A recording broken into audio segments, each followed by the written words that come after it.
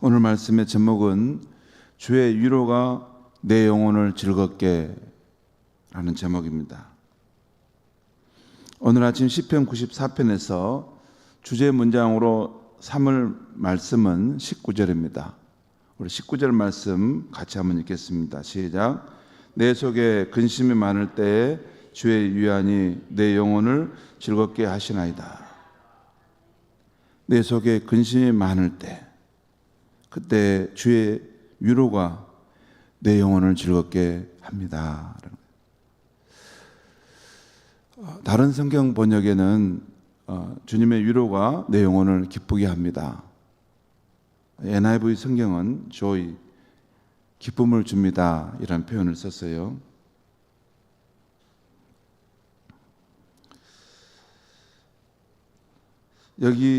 먼저 여기서 이 시인이 말하는 이 근심, 여기 보면 내 속에 근심이 많을 때라는 표현이 나오잖아요. 여기서 시인이 말하는 근심이란 이 전체 시편 94편을 보면 악인들이 사는 세상에서 의인이 겪어야 하는 온갖 번민과 염려를 말씀하고 있습니다. 먼저 시인은 주의 백성을 짓밟는 악하고 교만한 자들을 하나님께서 심판해 달라고 호소함으로 이 시를 시작하고 있어요. 1절과 2절 말씀을 제가 읽겠습니다. 여호와여 복수하시는 하나님이여, 복수하신 하나님이여, 빛을 비추어 주소서. 세계를 심판하시는 주여, 일어나사 교만한 자들에게 마땅한 벌을 주소서.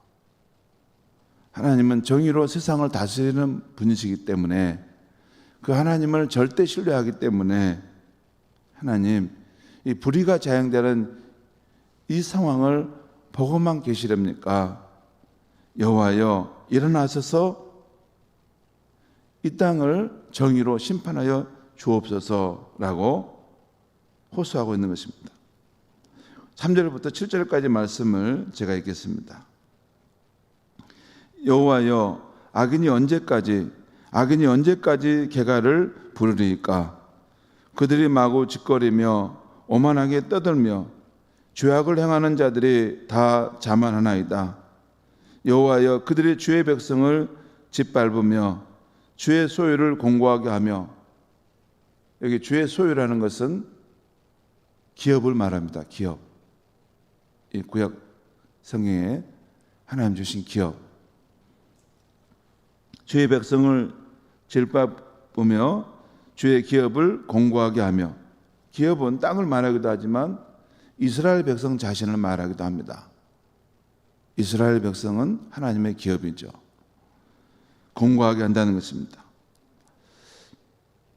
6절 7절 말씀 읽겠습니다.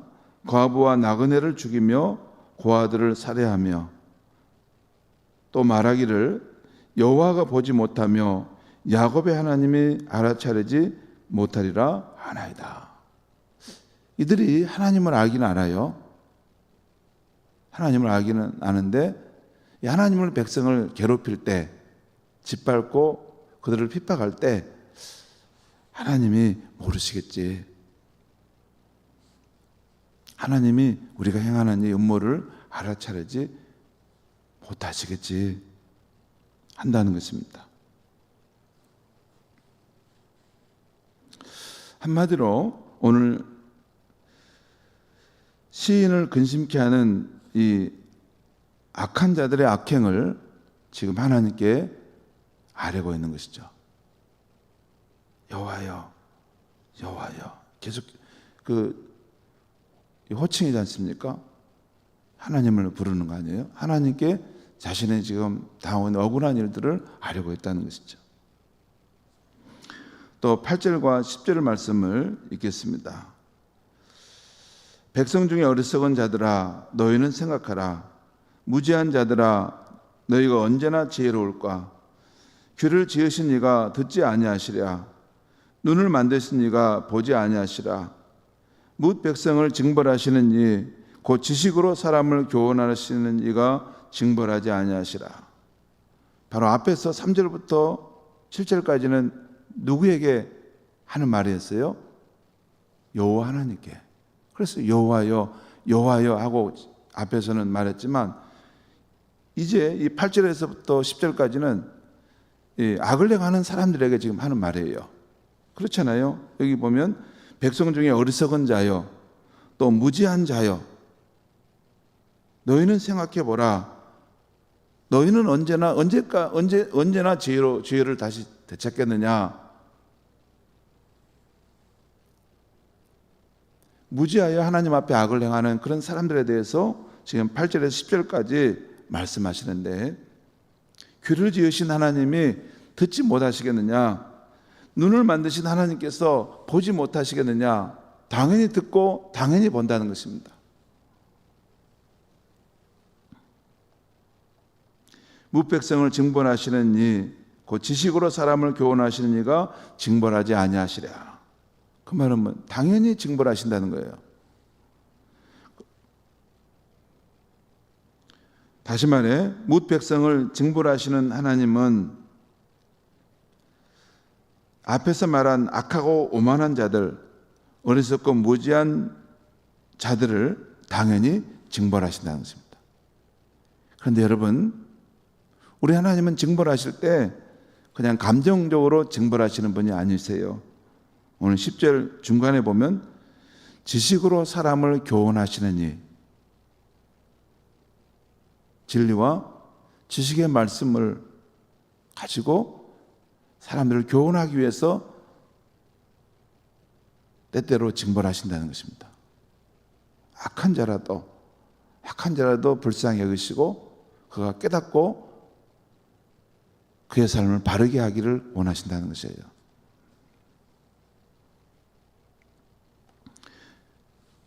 지금 하나님 앞에 이 악한 자들의 악행에 대한 호소를 하고 또 어리석고 무지한 자들에 대해서 하나님이 너희들의 행위를 다 보시고 들으시지 않겠느냐라고 지금 그들에게 말을 했습니다. 11절 말씀 같이 한번 읽겠습니다. 11절 말씀 시작. 여호와께서는 사람의 생각이 허무함을 아시느니라. 이 표현도 한 구절이지만 한번 생각해 볼 말입니다. 여호와께서는 사람의 생각이 허무함을 아신다. 사람의 생각을 다 아신다는 거예요. 그 다음에 그 사람의 생각이 헛된 것이다, 무익하다는 것을 아신다는 거예요. 여러분, 여기서 허무함이라는 것은 히브리어로 헤벨을 입니다. 헤벨을 말하는데, 전도서에서 나오는 사람이 헛되니 모든 것이 헛되도다 할 때 그 헛됨을 말합니다. 이 허무함이란 이 NIV 성경으로 보면 이게 무익하고 쓸데없는 거라는 거예요. 그러니까 하나님께서는 사람의 생각을 아시고 그 사람의 안에 일어나는 많은 생각들이 무익하고 그냥 바람이 한번 샥 지나가는 그 정도 가치밖에 없다는 것입니다. 근데 또 이건 우리 인간의 관점하고 또 다르죠. 우리는 자기 생각을 굉장히 중요하지 않습니까? 자기 안에 일어나는 생각을 목숨처럼 귀하게 여기서 그 생각대로 막 살지 않습니까? 그러나요? 그 생각을 굉장히 진리로 생각해가지고 그 생각대로 살고 막 때로는 그것이 이제 온통 분란과 화를 일으키는 것이 되지 않습니까? 이 말씀을 볼 때 여호와께서는 사람의 생각이 허무함을 아신다. 이 말씀을 가만히 묵상해 보면 사람이 자기 안에 일어나는 생각들을 너무 크게 여길 것이 아니라는 것을 알 수 있습니다.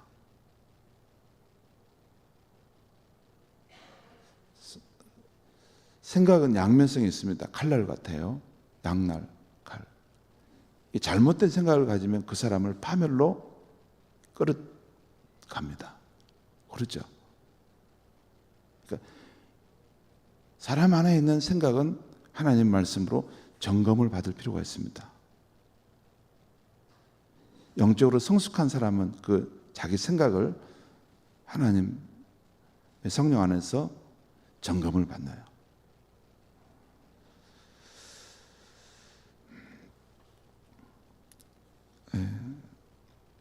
아무튼 약한 자들에 대해서 그들이 가지는 생각들이 허무하다는 것을 말씀하고 있는 것입니다. 다시 12절에서 15절 말씀을 제가 읽겠습니다. 이때는 12절에 15절 말씀 좀 상황이 달라집니다. 여호와여, 주로부터 징벌을 받으며 주의 법으로 교훈하심을 받는 자가 복이 있나니 이런 사람에게는 환난의 날을 피하게 하사 악인을 위하여 구덩이를 팔 때까지 평안을 주시리이다. 여호와께서는 자기 백성을 버리지 아니하시며 자기 소유를 외면하지 아니하시리로다. 심판이 의로 돌아가리니 마음이 정직한 자가 다 따르리로다. 여기 12절부터 15절까지는 분위기가 반전돼서, 그러니까 하나님의 법을 교훈 삼아 사는 사람, 또 여기 주께로부터 징벌을 받는다고 할 때 징벌은 더 정확한 뜻은 주께로부터 훈계를 받는다. NIV 성경에 보면 디스플린이라는 나와요. 디스플린이라는 것은 훈육이라는 말입니다. 그러니까 주로부터 훈육을 받고 주의 율법으로 교훈함을 받는 자는 복이 있다는 것이에요. 그런 사람은 환난 가운데 있을 때 하나님께서 평안을 주시고 또 하나님께서 그를 버리지 아니하시고 그를 외면하지 아니하신다는 거죠. 그래서 하나님이 심판을 공의로 행하실 때 그 하나님을 따르는 사람이라는 것입니다. 하나님을 믿는 성도를 지금 말씀하는 거죠. 그러면서 또 18절, 19절에 성도가 하나님께 감사하는 내용이 나옵니다. 18절, 19절 제가 읽겠습니다. 여호와여, 나의 발이 미끄러진다고 말할 때 주의 인자하심 나를 붙드셨사오며 내 속에 근심이 마를 때 주의 유한이 내 영혼을 즐겁게 하시나이다. 여기 보면 여호와여, 나의 발이 미끄러진다고 말할 때, 여러분 발이 미끄러지는 상황이 어떤 겁니까? 위기 상황 아닙니까? 실족하고 큰 실수를 할 수 있는 상황. 주님, 내가 진짜 위기 상황에 있습니다. 나를 도와주세요. 그 말이에요. 여기 내 발이 미끄러진다고 누구한테 말한다는 거예요? 여호와께. 내가 위기 상황에 있습니다. 주님, 나를 도와주세요. 할 때 주의 인자하심 나를 붙드셨다는 거예요. 여러분, 우리 인생이 하나님이 붙들어주지 않으면 우리가 위험에 처할 수 있는 일들이 많습니다. 우리에게 좋은 것을 주시는 것도 감사하지만 우리가 더 이상 악하지 않도록 우리를 붙들어주는 것도 하나님의 사랑입니다.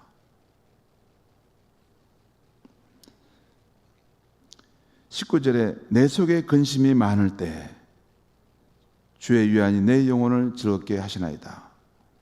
여기서 유한은 하나님의 위로를 말하는 것인데 어머니가 자기 자녀를 위로하는 것 같은 그런 위로를 말합니다. 그러니까 인생 경험이 짧은 자식은 그 앞날의 일을 생각하면서 근심하고 걱정하잖아요. 그렇지 않습니까? 애들 키워보면 애들이 사소한 일을 하나 가지고 가슴 콩닥콩닥.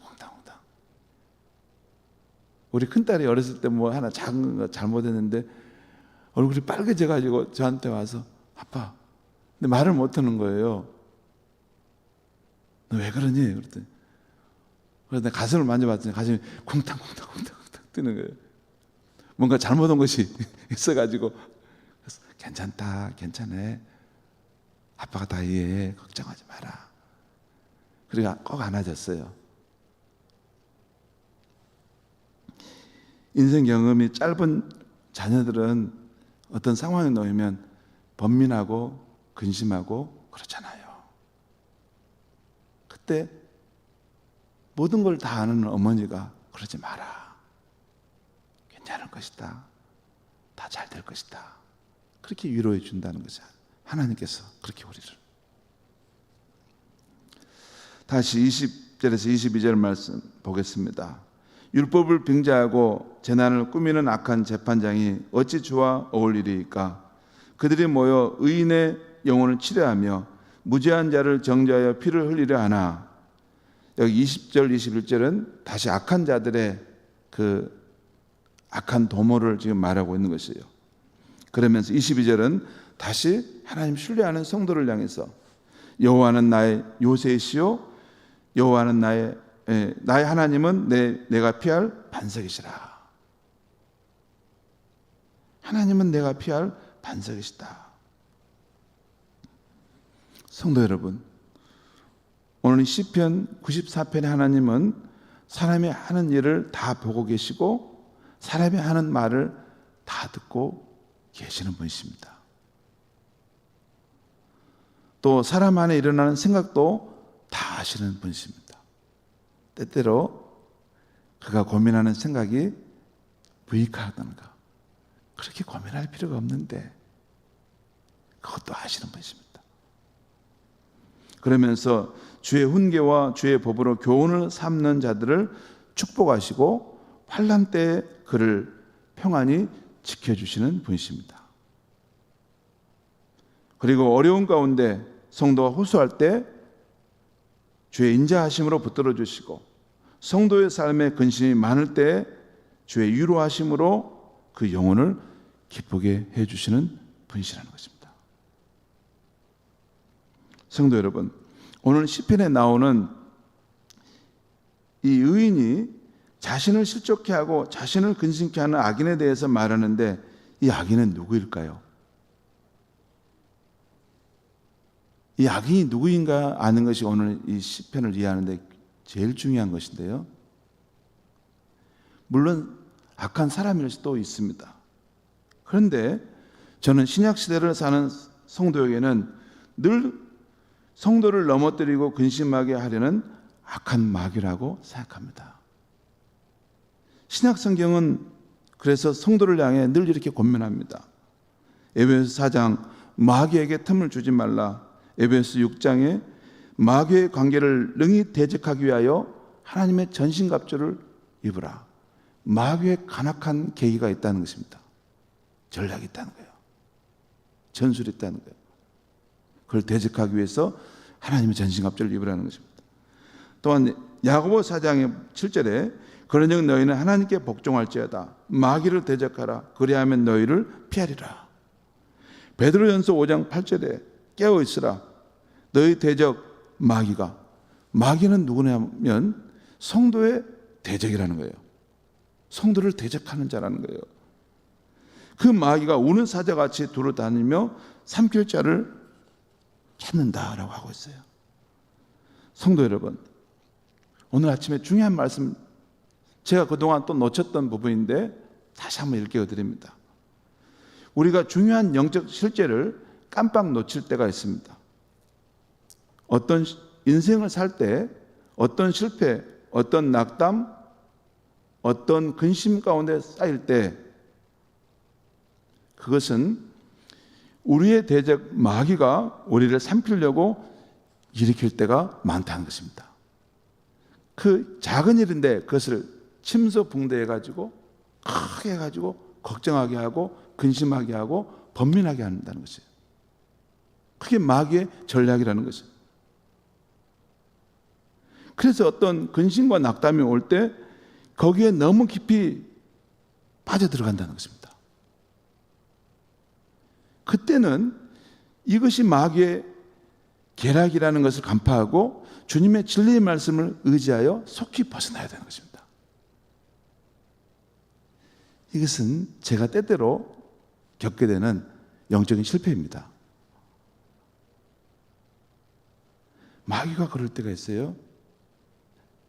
마귀가 그랬어요. 성령을 의지하여 살다 보면 마귀의 역사도 파악할 수가 있습니다. 때때로. 나도 모르게 나는 전혀 그런 악한 뜻이 아닌데 나는 선한 마음인데 생각 하나를 이렇게 딱 끄트리를 구부려 버립니다. 그래서 사람이 본인의 생각과 의지와 달리 어느 쪽으로 빠져들어가 버리는 거예요.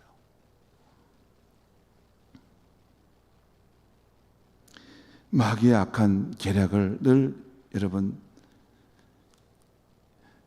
간파할 수 있도록 늘 성령 안에서 말씀 안에서 깨어 있어야 되겠습니다. 그리고 또 하나 꼭 기억할 것은 성도에게는 주님의 위로하심이 함께한다는 사실도 꼭 믿어야 하겠습니다. 고린도후서 1장 말씀입니다. 찬송하리로다. 그는 모든 위로의 하나님이시며 모든 환난 중에서 우리를 위로하사 우리로 하여금 하나님께 받은 위로로서 모든 환난 중에 있는 자들을 능히 위로하게 하시는 이시로다. 이것이 우리 하나님입니다. 성도 여러분, 오늘 어떤 근심이 올지라도 주님이 주시는 위로로 우리의 영혼이 즐겁기를 바랍니다. 또한 우리가 받은 하나님의 위로로서 또 다른 환난 중에 있는 이들을 위로하고 격려해 주는 아름답고 복된 하루가 되시기를 바랍니다. 기도하겠습니다. 하나님 아버지, 오늘 이 아침에 하나님의 말씀을 전했습니다. 하나님, 이 말씀이 옥토밭에 떨어져서 싹을 틔우고 꽃을 피우고 열매를 맺도록 은혜를 베풀어 주시옵소서. 늘 성도의 삶을 대적해 하려는 악한 마귀의 계략을 늘 생각하고 간파할 수 있게 하여 주시고 그것에 실족하여 넘어지지 않게 하여 주시옵소서. 또한 우리의 삶이 낙담되고 슬플 때 우리의 마음을 위로하시는 주님의 위로 또한 크다는 것을 기억하게 하여 주시옵소서. 오늘 이 아침에 기도할 때 우리 영혼을 잠잠히 위로하시는 성령의 깊은 위로가 우리 마음속에 있도록 성령님 역사하여 주시옵소서. 예수님의 이름으로 기도하옵나이다. 아멘.